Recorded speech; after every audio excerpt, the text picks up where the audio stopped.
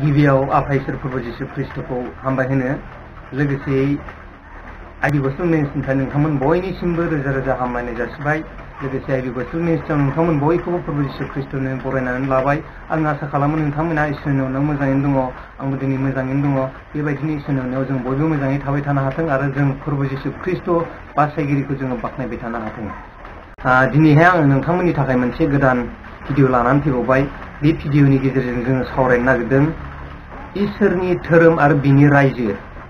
इसोरनि धोरोम आरो बिनि रायजो बे टपिकनि सायाव जोङो दिनै सावरायनो नागिरदों। बे टपिकखौ सावरायनायाव गोबां सम लागोन, बेनिखायनो बे टपिकनि सायाव सावरायनायखौ जोङो सुंद' समनि गेजेरजों फोजोबनो हानाय नङा। बेनिखायनो इसोरनि रायजो आरो बिनि धोरोम बे टपिकखौ लानानै आङो पार्ट 1, पार्ट 2, पार्ट 3 बेबायदि खालामनो नागिरदों। बेनिखायनो बे भिडिअखौ नोंथांमोना जुदि पार्ट 1 खौ नायोब्ला गासै पार्टखौनो नोंथांमोना नायनो नांगोन, अब्लासो बे टपिकनि सायाव सावरायनायखौ नोंथांमोना गासैखौबो बुजिनानै मोनगोन। आरो बे टपिकनि सायाव सावरायनाया जों मानसि माहारिनि थाखाय बयनोबो गोनांथिथार। बेनिखायनो बेखौ जोङो बयनोबो नांगौ। बेनिखायनो आं नोंथांमोनखौ बयखौबो खावलायो, नोंथांमोना पार्ट 1 खौ नायदोंब्ला नोंथांमोना गासै पार्टखौ नायजोब, आरो बेखौ नायजोबोब्ला बे इसोरनि रायजो आरो बिनि धोरोमनि सायाव सावरायनायखौ जोङो गासैखौबो बुजिनानै मोनगोन। जि टपिकखौ लानानै जोङो सावरायनो नागिरदों, बे सावरायनाया आंनि निजायै आंनि गोसोनिफ्राय बानायनानै, आंनि टेलेन्टजों बानायनानै नोंथांमोननो फोरमायनाय बे बाथ्रा नङा। बेयो जाहैबाय जे गोथार बाइबेलाव जे इसोरनि शास्त्रआव लिरजानाय बाथ्रा, जोङो बेखौसो सावरायगोन। आरो बेखौ सावरायनायाव गोबां गुबुन गुबुन धोरोमारि मानसिफ्रा आंखौ गाज्रि मोननो हागौ। आं नोंथांमोनखौ खावलायदों जे नोंथांमोना गाज्रि मोननो नाङा। मानोना जे आङो जिखौ नोंथांमोननो फोरमायदों बेयो गासैबो गोथार शास्त्रआव लिरजानाय, आंनि गासै गोसो इसिंनिफ्राय ओंखारनाय, आरो बे बाथ्राखौ आंनि गोसो इसिंनिफ्राय ओंखारनाय बाथ्राखौ नोंथांमोननो फोरमायनाय नङा। बेनिखायनो बेखौ जोङो सोलोंनानै लानाया जोंनि थाखाय गोनांथि दं। मानोना जों गोबां मानसिफ्रा बाइबेलनि शास्त्रखौ जोङो सोलोंनो इस्सा जाया आरो बेखौ सोलोंनोबो लुबैया। आरो बेनिखायनो बेवहाय माखासे थाखोमानानै थानाय बाथ्राफोरखौ जों मिथि मोना। नाथाय बे थाखोमानानै थानाय बाथ्राफ्रा, बाइबेलाव लिरजानाय थाखोमानानै थानाय बाथ्राफ्रा जों बयनिबो थाखाय गोनांथि दङ। बेनिखायनो गोनांथि जानायलाय, जों मानसि माहारिनो बयनोबो गोनांथि जानायलाय, बे बाइबेलाव थानाय बाथ्राखौसो आं नोंथांमोननो फोरमायनो होननानै आं दिनै बे भिडिअखौ बानायनाय जादों। बेनिखायनो नोंथांमोना अन्नानै आंनि सायाव जेबो गाज्रि मोननो नाङा। मानोना बे बाथ्राखौ जों बयबो मिथिनानै लानाया गोनांथि दङ। जोंनि बुहुमाव, बे बुहुमाव दिनै गासै 4200सो धोरोमफोर दङ। 4200सो बे बुहुमाव धोरोमफोर दङ। आरो बे धोरोमफोरनि गेजेराव जे मानसिफ्रा जे गाव गावबागाव हारियाव, बबेबा हारि मोनसेयावनो मोननै मोनथामबो बेबायदि धोरोम जोङो नुनो मोनो। जे गाव गावबागाव हारियाव बेबायदिनो मोनसे धोरोम, आरो बे मोनसे धोरोमाव गाव गावबागाव नेम खान्थिखौ लानानै बिथांमोना जे इसोरखौ खुलुमबाय थायो। आरो बेबायदिनो सरासनस्रायै जों मानसिफ्रा साननानै लायो, जिखिजाया मोनसे धोरोमजों उन उन खारफाब्लानो, एबा मोनसे धोरोमनि नेम खान्थिखौ मानिनानै सोलियोब्लानो सासे मानसिया धोरोमिया जायो होननानै जोङो साननानै लायो। नाथाय गोथार बाइबेला मा बुंदों, जों बेखौ एसे नायनि। गोथार बाइबेला बुंदों जाहैबाय जे नोंसोरो बिनि रायजो आरो बिनि धोरोमखौ नायगिरग्रो, अब्ला बेफोर गासैखौबो नोंसोरनो होदेरनाय जागोन। बेखौ बुंदों माथाइनि 4:23 सिरियाव, जे नोंसोरो बिनि रायजो आरो बिनि धोरोमखौ नायगिरग्रो, अब्ला बेफोर गासैबो नोंसोरनो होदेरनाय जागोन। जे जोङो गिबियाव इसोरनि रायजो आरो बिनि धोरोमखौ नायगिरग्रो होननानै जे बाइबेलाव, गोथार बाइबेलाव बुंदों, अब्ला नोंसोरनो नांगौ गासैखौबो होदेरफाजोबनाय जागोन होननानै बाइबेला बुंदों। दिनैहाय बुहुमनि 4200सो धोरोमनि सुबुंफोरा जाय जि धोरोमखौ मानियो, जाय जि धोरोमखौ लादों आरो बे धोरोमखौ मानियो, आरो बे धोरोमनि नियम खान्थिफोरखौ मानिनानै सोलियो। आरो बेबायदिनो बेखौनो जे गाव जि धोरोमखौ लानानै इसोरखौ खुलुमबाय थायो, बेनो आंनि लागै बेस्ट आरो साबसिन धोरोम होननानै जों मानसिफोरा साननानै लायो। नाथाय बेबायदि एसेबां 4200 धोरोम दं, आरो बेबायदि 4200 धोरोमनि मानसिफ्रा इसोरखौ गाव गावनि धोरोमखौ लानानै खुलुमबाय थासेयावबो नाथाय बाइबेलाव बुंदों जे गिबियाव नोंसोरो इसोरनि रायजो आरो बिनि धोरोमखौ नागिरग्रो, इसोरनि रायजो आरो बिनि धोरोमखौ नागिरग्रो, बिनि उनाव नोंसोरनो गासैखौबो होदेरनाय जागोन होननानै बुंदों। नाथाय जों बेवहाय मोनसे साननो हायो जे बे धोरोमफ्रा बुहुमाव थानाय गासै 4000 धोरोमफ्रा बिनि गेजेराव सोरबा धोरोमा जे इसोरनि धोरोम नङा नामा? जोंनि थाखाय मोनसे साननानै नायनो गोनां बाथ्रा जे बे 4200नि गेजेराव सोरबा बा खायसे धोरोमफ्रा जे इसोरनि धोरोम नङा नामा? मानोथो बुंदों जे बेबायदि इसोरनि 4200 बेबायदि धोरोमाव मानसिफ्रा थासेयावबो आरो इसोरखौ खुलुमसेयावबो आरो बाइबेलाव बुंदों गिबियाव नोंसोरो इसोरनि रायजो आरो बिनि धोरोमखौ नागिरग्रो। बे बाथ्राया जोबोद जों मानसि माहारिनि थाखाय साननानै नायनो गोनां बाथ्रा। आंनि लोगो नोंथांमोन, बे मोननै पइन्टखौ गोसोआव लाखिनो थाखाय आं नोंथांमोनखौ खावलायो जे इसोरनि रायजो आरो बिनि धोरोम, इसोरनि रायजो आरो बिनि धोरोम बेखौ नागिरग्रोनो होनायाव जे बे मोननै पइन्टखौ आं नोंथांमोनखौ जे गोसोआव लाखिनो थाखाय खावलायग्रोदों। बे टपिक मोननाया जोंनि इयुननि पार्टफोरनि भिडिअखौ बुजिनायाव, इयुननि पार्टफोरनि भिडिअखौ आरो बे भिडिअनि थांखिफोरखौ बुजिनायाव जोंखौ इजि खालामगोन। बिनि थाखाय आं नोंथांमोनखौ गोसोआव लाखिनो खावलायो जे बे मोननै पइन्टआ जोंनि थाखाय गोनांथार जागोन, इसोरनि रायजो आरो बिनि धोरोम। अब्ला इसोरनि धोरोमा मा आरो बिनि रायजोआ बबेयाव दङ जों बेखौ नागिरनो नांसिगोन। आरो बेबायदिनो जे बेखौ नागिरनायनि सिगाङाव जोङो मोनसे बाथ्राखौ सावरायग्रोनो नागिरदों जे बे 4200सो धोरोमा बोरैहाय जालांखो। जों मानसिफोरा बयबो मिथिगौ इसोरा सासेल', नाथाय इसोरा सासेल'ब्लाबो जे बे इसोरखौ मोननायनि राहा लामाया गुबुन गुबुन जे बुहुमाव। बिनिखायनो जे गोबां धोरोमफोर दङ, जेरै 4200 बुहुमाव धोरोमफोर दङ। बे धोरोमफोरनि गेजेरजों जे इसोरखौ खुलुमोब्ला, बे धोरोमफोरनि गेजेरजों इसोरखौ खुलुमोब्ला जोङो इसोरखौ मोननो हायो होननानै जों फोथायो आरो साननानै लायो। आरो बेबायदिनो जाथि बेबायदिनो जाथिफोर थानायखाय बेबायदिनो धोरोमाबो गुबुन गुबुन आरो बेबायदिनो गोबां होननानै जोङो मिथिगौ आरो साननानै लायो। अब्ला जोंनि साननाया जायाखिसै नामा?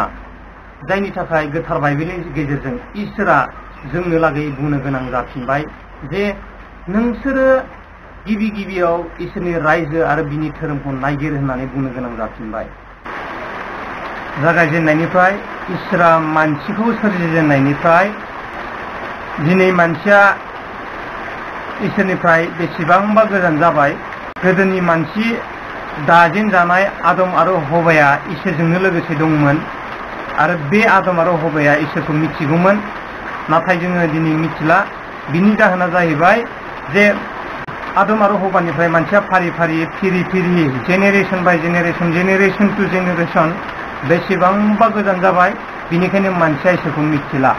दा मानसिया इसोरखौ मिथियैखाय गोदोनि मानसिया गावनि रायजो जानायाव गोबां दुखु खस्थ' सैसोनो गोनां जानायलाय जे बिसोरो इसोरखौ गोसोखांफिननो गोनां जादोंमोन आरो बे गावनि थांना थानायाव सौफैनाय दुखु जारला सार जारला बेमार आजारनिफ्राय रैखा मोननो थाखाय, सैसो नांनायनिफ्राय खारग'नो थाखाय मानसिया इसोरखौ नागिरनो गोनां जाफिनदोंमोन। दा इसोरखौ मिथियैखाय जे मानसिया इसोरखौ नागिरबा बोरै मोननो? जे आदम हवानि समावसो जे इसोरा मानसिजों लोगोसे दंमोन, नाथाय आदम हवानिफ्राय बै मानसिफ्रा बेसेबांबा गोजान जानायखाय जे इसोरखौनो सिनायफिनला आरो इसोरखौ मिथिफिनला। बेनिखायनो इसोरखौ माजों मोनगोन माजों मोना बेबायदिनो उनाव गावनि साननायजों गावनि गोसोनि हुंथुस्थ'खौ बेस खालामनानै मानसिया सोरबा अन्थाइखौ, सोरबा सानखौ, सोरबा हाथरखिखौ, सोरबा बेबायदिनो गुबुन गिदिर बिफांफोरखौ, गुबुन जिब गिदिर जुनारफोरखौ मानसिया खुलुमनो हमनायसै आरो बेजोंनो इसोरखौ गोजोन होनो हमनायसै। बेबायदिनो गाव हारियाव बेबायदिनो गावहा मोनसे हुदा लानानै, मोनसे नियम खान्थि लानानै इसोरखौ खुलुमनाय हाबाफारिया गोबावसिमहालागै दासिमहालागै बे बुहुमाव सोलिगासिनो दङ। बेबायदि इसोरखौ खुलुमनाय हुदा आरो नेम खान्थिया जे गावबागाव हारिनि गेजेराव बे मोनसे आखुथाय जालांबाय आरो आखुथाय जालांनानै बेनो जे गाव हारिहा बेखौ गोरों गोराफ्रा बेखौ एसे साननो हानाय मानसिफ्रा जे गावनि गोसोनि सानदांनायजों गावनि मेलेमनि गावनि रोंगौथिजों गावनि टेलेन्टजों बेखौ धोरोमाव महर होलांनायसै।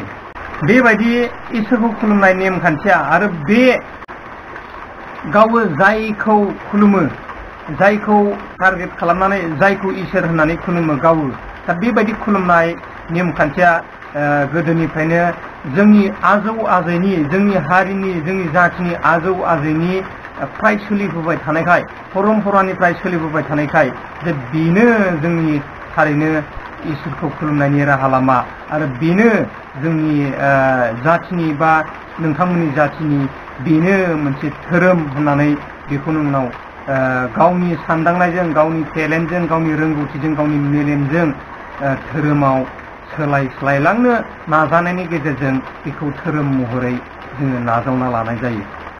बेबायदिनो गाव हारियाव गाव मोनफा धोरोम जोङो गावनो क्रियेट खालामना लानाय जायो। बेबायदिनो जे मुलुगाव थानाय गासै मानसिफोरनि गेजेराव गाव हारिहा गाव निजा निजा बेबायदिनो गावनि नियम खान्थिखौ लानानै गावनि निजा धोरोमाव मोनफा मोनफा बेबायदिनो धोरोम क्रियेट खालामनानै दङ। बेबायदिनो मुलुगाव जे धोरोमनि जोनोमा जायो आरो बेबायदिनो धोरोमनि जोनोम जानायखाय गाव हारियाव गाव मोनफा धोरोमनि जोनोम जानायखाय मुलुगाव गोबां धोरोम दिनै एरनानै दङ। जोङो साननानै नायोब्ला जोङो हिसाब लाब्ला 4200सो हिसाब लायोब्ला जोङो 4200सो जोङो बे बुहुमाव धोरोमफोरखौ जों मोननो हायो। बिनिखायनो बाइबेलाव बुंदों जे नोंसोरो बिनि रायजो आरो बिनि धोरोमखौ नागिरग्रो अब्ला बेफोर गासैखौबो नोंसोरनो होदेरनाय जागोन बेबायदि बुंदों। बेखौ माथाइनि 2:33 सिरियाव बुंदों। अब्ला जोंनि साननो नांगौआ जाहैबाय जे आजौ आजैया जोंनि आजौ आजैफोरा बानायनाय गालांनाय जे जोंनि होलांनाय बानायनानै जोंनो होलांनाय धोरोमा जे बियो इसोरनि धोरोम नङा नामा? दा बेखौ जोङो जोबोद साननानै नायनो गोनां दङ जे जुदि बे आजौ आजैफोरा जोंनो लागै बानायनानै होलांनाय धोरोमा जुदि इसोरनि धोरोम नङाब्ला बेयो जोंनि थाखाय इयुनाव जोबोद आसा गैयै जाहैगोन। मानोना बिनिखायनो बाइबेलाव बुंनो जाहैबाय नोंसोरो गिबियाव इसोरनि धोरोम आरो बिनि रायजोखौ नागिरग्रो होननानै बुंदों। अब्ला बे बुहुमनि गेजेरनि बुहुमनि मानसिफोरनि गेजेराव थानाय बा बुहुमनि मानसिफोरजों फोथायजानाय सिबिजानाय जे धोरोमनि गेजेराव जे इसोरनि धोरोमा बबेयो इसोरनि धोरोम बेखौ जोङो नागिरनाया जोबोद गोनांथि दं। मानोना जोंनो इसोरखौ नांगौ। जोङो इसोरखौ बेस खालामनानैसो जोंनि धोरोमनि जोनोम आरो बे धोरोमनि गेजेरजों आरो इसोरखौ जोङो मोननो हायो जे धोरोमनि गेजेरजों जोङो इसोरखौ खुलुमनो हायो। मानोना जे गोदो गोदायाव इसोरखौ खुलुमनाया जाहैबाय जे इसोरखौ मोननो खुलुमनाय जादोंमोन आरो बेबायदिनो बे इसोरखौ खुलुमनायनिफ्रायनो जे जोंनि गेजेराव धोरोमाबो जोनोम जाजेनबोदोंमोन। दा बेनिखायनो जोङो इसोरखौ नांगौखाय जे इसोरनि धोरोमखौ नागिरनाया जों बयनिबो गोनांथि दं। बिदिब्ला जोङो बेखौ नागिरनानै लाथारनो नांगोन जे इसोरनि धोरोमखौ जोङो नागिरनानै जोङो लाथारनांगोन। आरो बिनि उनाव बुंदों जाहैबाय अब्ला बेफोर गासैखौबो नोंसोरनो होदेरनाय जागोन होननानै बुंदों। जे माखौ जे इसोरनि धोरोमखौ जोङो नागिरनानै मोनोब्ला जोङो बिनि उनाव बेफोर गासैखौबो जोङो मोनदेरनाय जागोन। माखौ जे जोंनि आजौ आजैफोरा माखौ नागिरदोंमोन? बिसोरो दुखु जारलायाव गोग्लैनानै दङमोन जे थांना थानाय समाव मानसिया गोबां दुखु जारला सैसोनो गोनां जायो। जे जोंनि देहाया माब्लाबा बेमारजों गोग्लैयो। जोङो माब्लाबा थाखा फैसानि आंखालाव गोग्लैयो। जोङो माब्लाबा अभाबजों जोङो गोग्लैनानै जोंनि देहाफ्रा साननायजों हनायजोंनो रानलाङो। दा बेफोरो माखासे समयसा। दा बेफोरनिफ्राय बारग'नो थाखायनो गोदोनि आजौ आजैया जे इसोरखौ नागिरदोंमोन। दा इसोरखौ नागिरनानै जे बेबायदिनो गावनि गोसोनि हुन्थुस्थ'खौ नायनानै बेबायदि खुलुमदोंमोन। दा बे बुस्थुखौ जोङो इसोरनि धोरोमखौ मोनोब्ला जोङो बेफोर गासैखौबो मोनगोन जायखौ गोदोनि आजौ आजै मानसिफ्रा आसा खालामनानैनो इसोरखौ खुलुमनाय जादोंमोन जे जोङो गिबियाव मानसिनो मोजां देहा नांगौ, बेबायदिनो मानसिनो हान्थिनांगौ, मानसिनो थांना थानायाव नांगौ बेसादफोरखौ जे गिबियाव इसोरखौ मोनग्रोयोब्लानो, इसोरनि धोरोमखौ मोनग्रोयोब्लानो बेफोर गासैखौबो मानसिनो होनाय जागोन होननानै बे बाइबेल सिरियाव बुंनाय जादों। दानिया इसोरनि धोरोमा माया, इसोरनि धोरोमा बबेयो, जों बेखौ नागिरनो गोनां दङ आरो नागिरनो नांथारगोन। दा बेखौ आङो दिनै नोंथांमोननो फोरमायजोबनो हानाय नङा, जे बेखौ फोरमायजोबोब्ला भिडिअआ गोबां गोलाव जाहैगोन। बेनिखायनो बेखौ नेक्स्ट भिडिअ पार्ट 2 भिडिअआव नोंथांमोननो फोरमायसिगोन। दिनैहाय बेखिनिखौनो नोंथांमोननो फोरमायनानै आं दिनै बे भिडिअखौ बेखिनियावनो फोजोबनो नागिरदों। जे दिनैनि भिडिअनि टपिकआ जाहैबाय इसोरनि रायजो आरो बिनि धोरोम, बेमोन। दा बे पार्ट 1 इसोरनि रायजो आरो बिनि धोरोम, बे पार्ट 1 भिडिअआव आं नोंथांमोननो बेखिनिखौनो फोरमायबाय। आसा खालामो नोंथांमोना नेक्स्ट इयुननि भिडिअखौ नायनांगोन गासैखौबो बुजिनो थाखाय। जोबागौमानि नोंथांमोना बे पार्ट 1 पार्ट 2 पार्ट 3 जेसेबां समसिमहालागै, जेसेबां पार्टसिमहालागै जोबहैगोन बे गासै भिडिअखौ नोंथांमोना नायनांगोन, जाहाथे गासै खोथाखौ नोंथांमोना बुजिनानै मोनो। आं दिनै पार्ट 1 बिबुंथिखौ पार्ट 1 भिडिअखौ बेखिनियावनो फोजोबनो नागिरबाय। दा बिनि सिगां आं नोंथांमोन बयखौबो खावलायो जे नोंथांमोना भिडिअखौ नायनानै मोजां मोनदोंब्ला गुबुननोबो शेयार खालामनानै हो, जाहाथे गुबुनाबो बे बाथ्राखौ बुजिनानै मोनो। आरो नोंथाङा बे चेनेलाव दिनैसो गोदानब्ला, दिनैसो नुसनदोंब्ला चेनेलखौ साबस्क्राइब खालामनानै बेल आइकनखौ दाबायनानै ला, जाहाथे गोदान आपडेटआ नोंथांनियाव गोख्रैनो मोनहैयो आरो नोंथाङा बयनिबो सिगां नायनो मोनो। दिनैनि थाखाय एसेनोसै, खुलुमबाय।